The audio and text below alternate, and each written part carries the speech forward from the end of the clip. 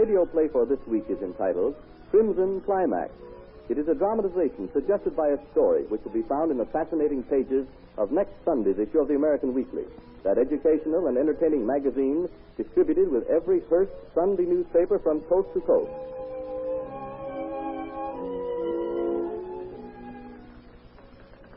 Our scene is the outer office of Jack Mogan, sport promoter. The typewriter you hear is being used by Mogan's very attractive secretary, Molly Mulroy.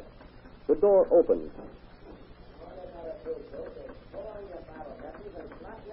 That lightning left of yours. Yeah, Beaver, that's all. Why, that Palooka's a gym fighter, the czar of the pushovers. Hi, Molly. Jack in? Yes, he is, Beaver. I'll tell him you're here. Right, dear. Hi, Molly. Beaver Murphy will see you, Mr. Morgan. Yes, you go right in, Beaver. Thanks. You put it over there, Duke, and take a load off your feet while I go in and sign articles for us. You're the pilot, Beaver. You don't hear me squawking sitting out here. It's the first thing I ain't heard you squawk about. If I wasn't in a hurry, I'd stop and figure it out. Hi, Jack. All set, Molly? No, I ain't got it. I can't hardly believe it yet. Duke Martin's going to have Molly Mulroy for chief. I had it all doped out you was gone on your boss. I guess supposed to be surprised when I read the paper tomorrow. No, I can see the headlines now. Coming challenger weds New York tonight. Well, it won't be long before you'll be Mrs. Camp Martin, hon. Oh, I'm sure of that, darling. Up for a little peck. Well, don't think nothing of it, Jack. It's in the They're bag. coming out. Well, you better see that it is, Peter. If this is the last part, I'll put that larriper yours on. You'll be singing another song one of these days, Mogan. Yeah? Well, that's okay by me if you show me a new tune. Duke, here's the boy that can do it, Jack. Well, come on, Duke. Here's where me and you go into the long sea. It ain't going to be so long, Beaver. I'm in the pink right now. Oh, lay off that ballyhoo. If you keep your trap closed and your chop is the number one position, you'd be better off. Now, there's some sound advice from your manager, Pug. Oh, yeah? Has-beens always turn manager. And take it from me, I'll never be a manager. You seeing you, Molly? Right, dear. 5 o'clock, Molly. Oh, yes, so it is. Anything special you want me to do for you before I go home, Mr. Morgan? Yes, 2 things. Stop calling me Mr. Morgan when we're alone. And for the umpteenth time, will you marry me? And for the umpteenth time, Jack, no. What's the matter with me, Molly?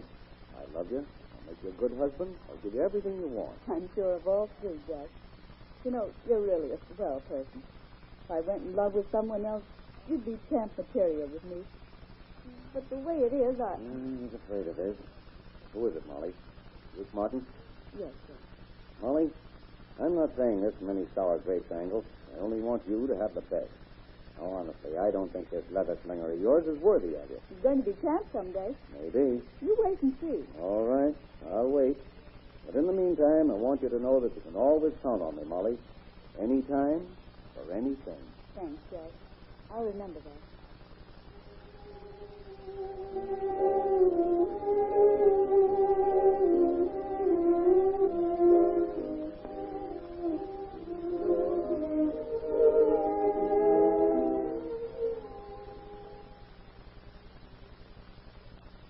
Well, what's a good word, Beezer? When are you going to line up a card? Anytime, Duke. Anytime now. You just stick to getting in shape. Leave everything else to me. Gee, I got to get going, Beezer. Molly's been great about the run of bad luck, but this layoff's got to stop. You got to get me a fiesta. Well, you know how it is, Duke. Takes time. That's fierce, Beezer. Here I marry Molly and make her quit her job, telling her all I'm going to do, and then along comes a gum card. I didn't gum the card, Duke. I done the best I could for you. Maybe you did. I ain't saying you didn't, understand? But I got to get better than just prelims. I got to fight some main events again. Sure, I know. But when you got porky with Jack Morgan and turned into a ballyhoo champ, I told you he'd let the skids under you. Now you got to wait for a build-up. Come on. You take your axe and get out there and hack down some more trees. I hacked half the darn woods down now. Okay, so hack down the rest. It won't hurt them mitts of yours none. Come on. I'm going to see you get started. All right. Nothing left to do up here in this wilderness. I wonder how Molly's getting along back in New York. She's doing okay.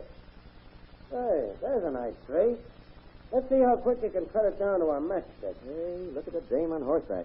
Next, so you tend to chopping trees. Again. Okay, Taylor. But why can't I look at her? Cats can look at a queen, can't he? How do I know? America ain't never had no queen.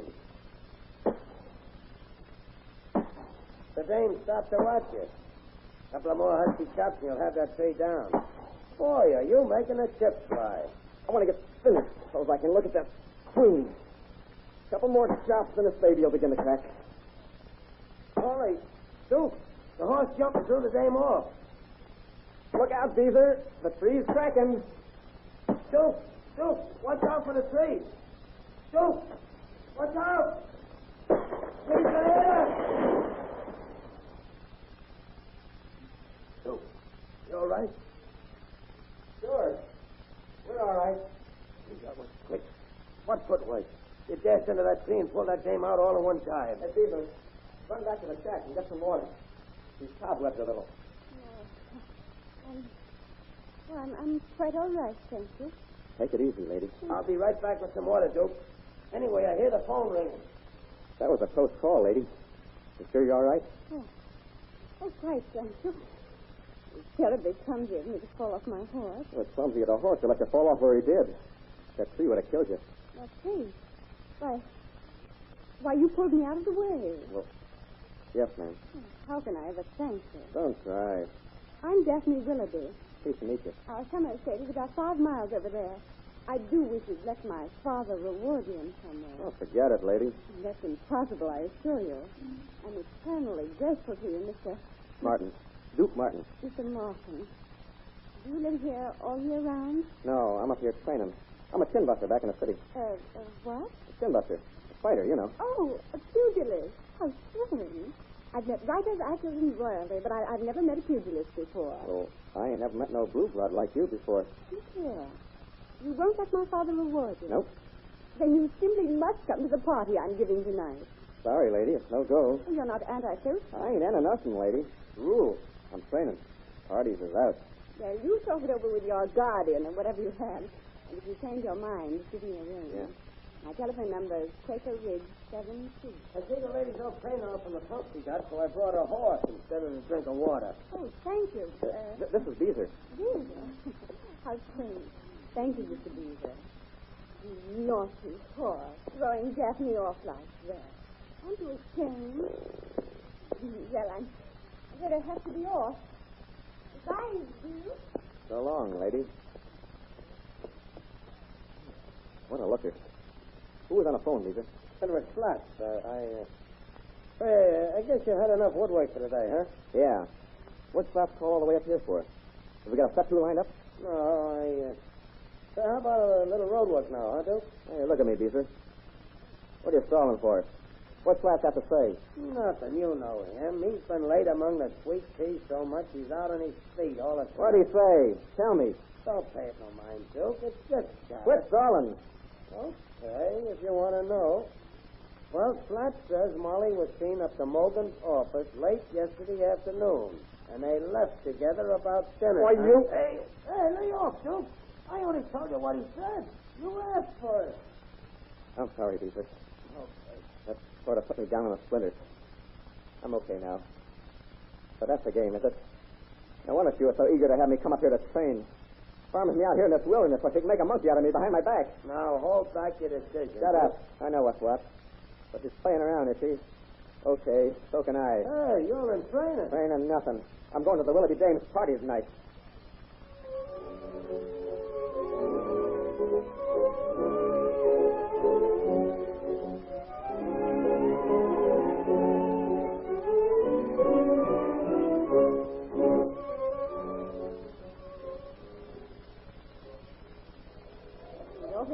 To arrange your affairs so you could be with us tonight, dear. Oh, that's okay. Some shindig you're throwing, Daphne. I'm so glad you like it. I like more than that. I like you, too. Oh, you're really very sweet. I never met a thing so smooth as you. Geez, you're passe. This is the most interesting adjective. Tell me some more. I'm out here on the street. Well, we're on the terrace. Yeah. Say, just being with you is enough to make me hear the birdies sing. Now, you easy under glimmers. When you talk from your throat, not from the top of your head like some dames. Don't stop. This is thrilling. Your hair is the color of the lights over the squared circle. Your eye is as big as a Madison Square saucer. And your kisser. Yes? Well, It makes me want to do just that. No. Why, you upstart of a pug, take your hands off Miss Willoughby. Townsend. Hey, who you pushing around, a mug? What up, you miss? Oh, please don't start anything here. Why, of course we won't, Daphne. Come outside the estate, I'll show you. You will you? Yes, I will. I'll mush your mug. Take this. Oh, you do. Oh, Townsend, are you dead? Nah, he's just hit the chest, that's all. Got a hard nerve, I'll say that for him. Mr. Martin, I must ask you to leave immediately. And please don't attempt to return or get in touch with me anymore. Oh, you're giving me the bum's rush, huh? Okay. I've been thrown out of better places than this. But place this in your hat. Don't get come on here with a fist slinger. We ain't got no handbrake. Caesar, what are you doing here? Hey, what's been going on? An embroilment? Never mind. We're getting out of here. By request. Come on. What's in the wind? You had Molly doped out all wrong, Duke. She just called up. She went to see Mogan about getting you a main go. What? Great. Mogan's agreed to give you a chance at the Challenger. No. Oh, ain't that sweet? What are you talking about? I get a chance at the Challenger. And look at this. When I smacked that cream puff back there, I knocked him off center. And I broke my mitt.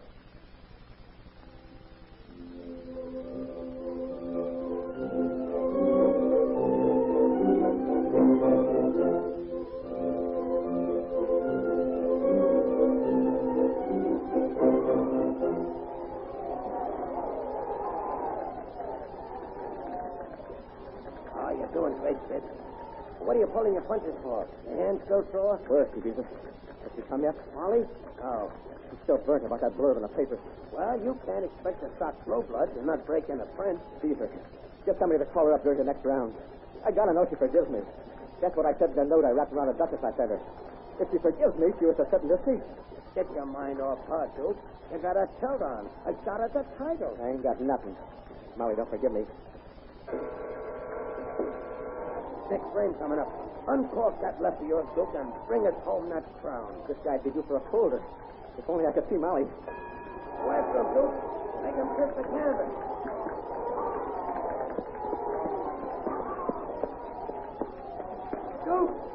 Duke, she's here. Molly's here. Give that Paluca the Crimson Climax. Okay. Here it is.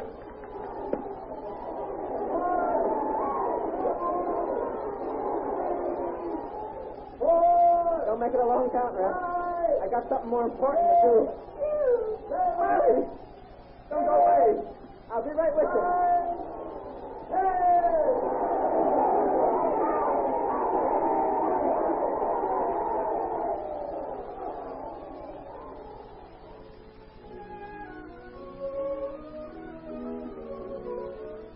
The story which suggested today's radio drama will be found in next Sunday's issue of the American Weekly, the magazine distributed with all Hearst Sunday newspapers from coast to coast. In looking through the pages of this magazine next Sunday, you will find many other interesting stories and articles in addition to the one from which this radio play was adapted.